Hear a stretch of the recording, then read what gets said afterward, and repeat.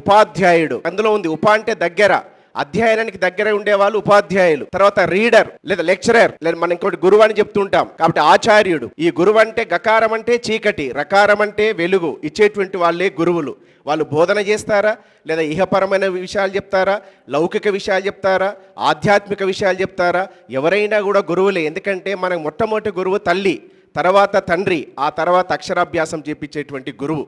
కాబట్టి తనకు తెలియని విషయాన్ని తెలియపరిచే వాళ్ళే గురువులు అవుతారు. కాబట్టి ఆ విధంగా మరి చంద్రన్న గారు ఆ గురువు అనేటువంటి పదానికి ఆచార్యుడు, తాను ఆచరిస్తూ తన విద్యార్థులకు బోధించే వాళ్ళు ఆచార్యులు. మన పూర్వాశ్రమంలో ఉన్నటువంటి పాఠశాల అవే. కాబట్టి ఆయన ఉదయం 4 గంటలకు లేస్తే విద్యార్థి కూడా 4 గంటలకు లేసేటువంటి వాడు. ఆ విధంగా మరి గురువు అనేటువంటి స్థానం లోపల ఈ మరి ఒక్కొక్క మెట్టు ఎదిగి వస్తూ చంద్రయ్య గారు ఈనాడు ఆచార్య స్థానానికి ఎదిగి ఎంతోమంది విద్యార్థులు ప్రభావితం చేసి తన జీవితం ద్వారా, తన నడవడిక ద్వారా ప్రభావితం చేసి ఎన్ని మెట్లు ఎక్కావని కాదు, ఎంత ఎత్తుకు ఎదిగావని, ఎన్ని మునకలు వేశావని కాదు, ఎంత లోతులు చూశావని, ఎన్ని పుస్తకాలు చదివావని కాదు, ఎంత సిద్ధిని పొందావంటారు మహాకవి డాక్టర్ సి నారెడ్డి గారు.